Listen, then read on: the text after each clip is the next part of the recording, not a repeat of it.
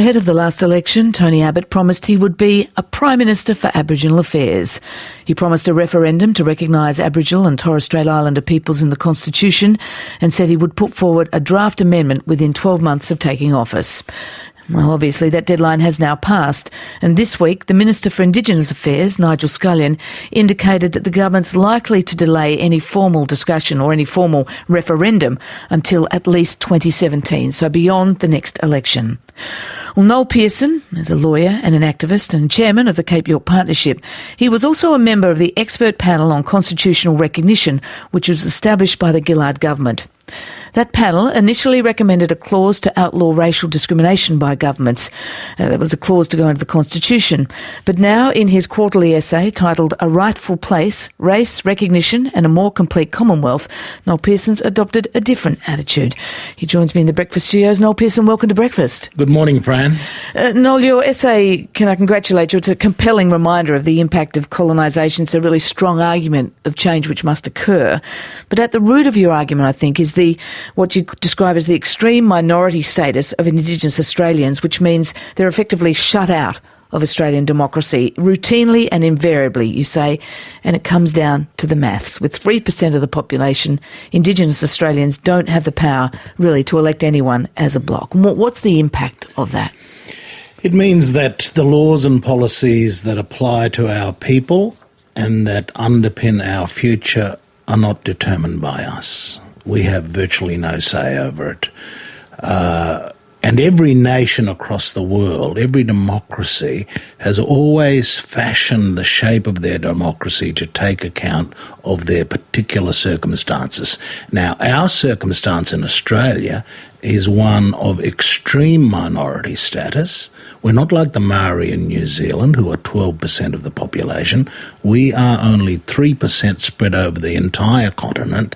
So we can never really be in the corridors of power that create the laws and policies that apply to our people. And is it any wonder that those laws and policies don't work? And you do have a plan for that. I'll come to that in a minute. But I think it's interesting you start this essay looking back at what happened to the Tasmanian Aboriginal people, the death of Truganini in 1876, the last Tasmanian without mixed lineage, as you describe, a lineage that's lasted 35,000 years. And yet you say in the essay that you, quote, hoped to avoid the past, but it is not possible. You hope to disremember the past, but it is not possible. Why did you feel the need to retell the story of the wipeout of Tasmanian Indigenous Australians?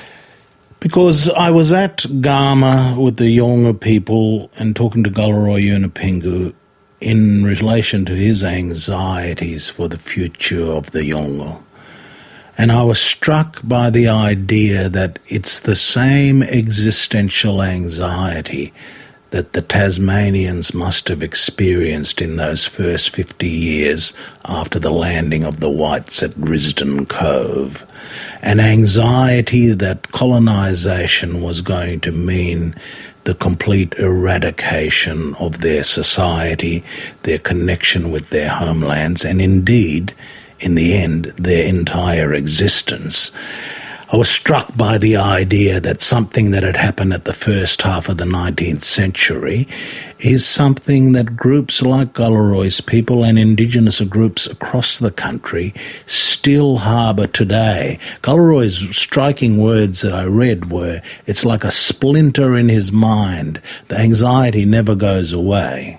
And in contrast, and you quote John Stanner here, an Australian who gave the Boy lecture back in 1968, the rest of us, white Australia, doesn't seem to share that mindfulness about that or that anxiety. He wrote back then, he spoke of the great Australian silence. He said it couldn't be explained by absent-mindedness, a cult of forgetfulness on a national scale. We forget about the wipeout. We care to forget.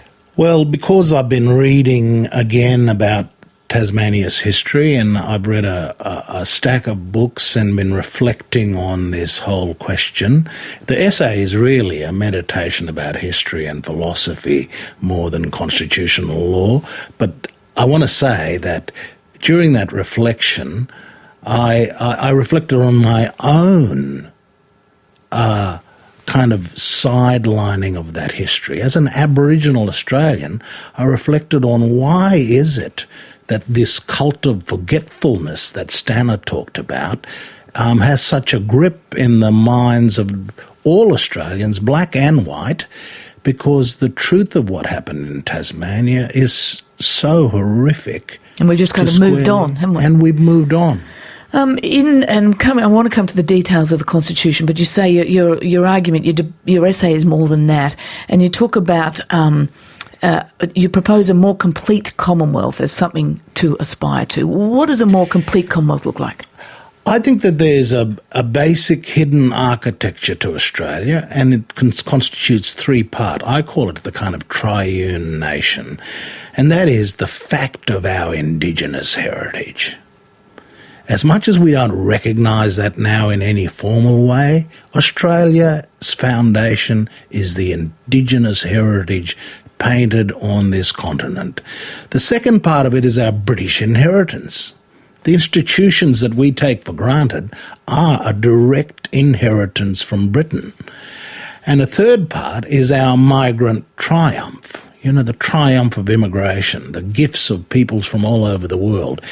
They seem to me to be the three parts of our nation. They make up our Commonwealth, and it is nigh time that we put those three pieces together and came to a recognition that Indigenous heritage and the British heritage and the migrant contribution are the three pieces that make up our country, and we should recognise that. It's 7 minutes to 8 on Breakfast. Our guest is Noel Pearson. He's written the latest quarterly essay. It's called A Rightful Place, Race Recognition and a More Complete Commonwealth. Let's go to how we should recognise that in the Constitution. The panel you were a member of recommended adding a racial non-discrimination clause into the Constitution. Now, Prime Minister Tony Abbott is essentially ruling that out. Labor is still arguing it should occur. Are you disappointed that the racial discrimination powers essentially look as though they're here to say we're not going to have that specific clause banning racial discrimination? Well, I was a member of the panel that recommended that. It's been 2+ years since that time, and there's been a lot of discussion. And, of course, this issue is the real hurdle. And I've sought over this period to understand exactly where the Conservatives are coming from. And is this just kind of conservative ill will, or what is the real substance to their objection? And I've come to the understanding that there's a real principled objection to the idea that judges should decide what's ruled in and what's ruled out. They have a real deep anxiety about usurping the role of Parliament, ultimately. Parliamentary sovereignty is key for them. And so if you try to take account of that, which is what I have done in this essay, to take seriously their objection and don't just see it as, conservative ill will or obscurantism or anything, take it seriously, then the question to put back to the Conservatives is, okay, if you don't want judges supervising a non-discrimination provision, what is the alternative? Because Indigenous people have gone through a horrific history of discrimination. We have a deep desire that this not be repeated. And what role should we have in relation to the laws and policies that apply to us if you don't like the idea of the High Court supervising a clause like that? And that's where this idea of being involved in the parliamentary process comes from. So as you pose the question in the essay to the Conservatives, if not banning racial discrimination, then what? The answer you come up with is start to argue for the creation of a new body to be established to ensure Indigenous people have a voice in their own affairs. What would that look like, and what would it be? How would it be described in our Constitution? Well, this is just the start of this idea, and I'm hoping to provoke some discussion about this.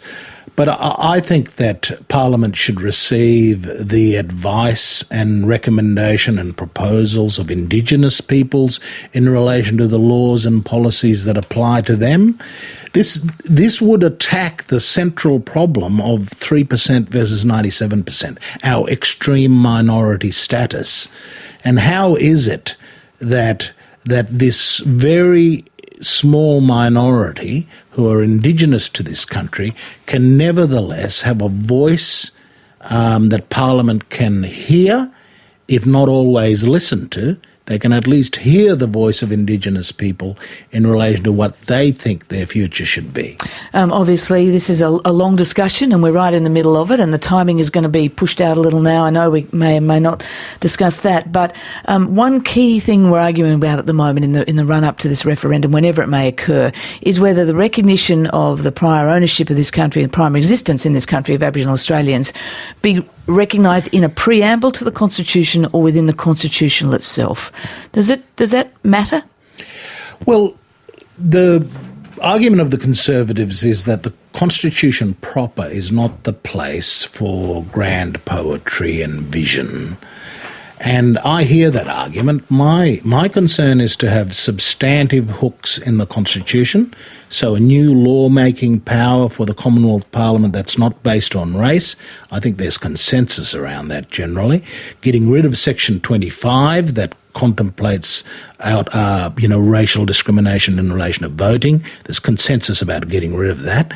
And we need to find a solution as to whether there's a position C, A being non-discrimination, B being the Conservative objection. Is there a position C that involves Indigenous people in relation to the laws that affect them? But in relation to the preamble, I mean, I'm quite taken with the idea put forward by Julian, Lisa and Damien Freeman, two constitutional conservatives, of the idea of a declaration. Akin to the American Declaration of Independence, something that would be a much more handsome and not miserly poetry. But something that accompanies the Constitution. That accompanies and sits alongside the Constitution, but not in the Constitution proper. Because if we get into the preamble business, we will be absolutely miserable about every word that that we might insert at the beginning of our national document. Whereas a declaration is something that could be used in the civic life of Australia, that could be like our version of the Gettysburg Address, really, something that every child could recite, and our public institutions could really have something visionary and poetic. Whereas if you go down the preamble path, you get into the whole business where constitutional lawyers are kind of miserable about every word and letter that you use. And Noel Pearson, we're almost at the top of the clock for the news, but does it matter? Should we rush this? Does it matter if the referendum doesn't happen till after the next election? I think serious consideration should be given to running it at the next election. If the opposition and the government could come to a bipartisan position before then, I think we should move with alacrity. Strike while the iron is hot. Yeah, absolutely. Noel Pearson, thank you very much for joining us on Breakfast. Thank you, Fran, for having me. Noel Pearson and his quarterly essay, it's the latest essay, A Rightful Place, Race, Recognition and a More Complete Commonwealth, is published by Black Ink.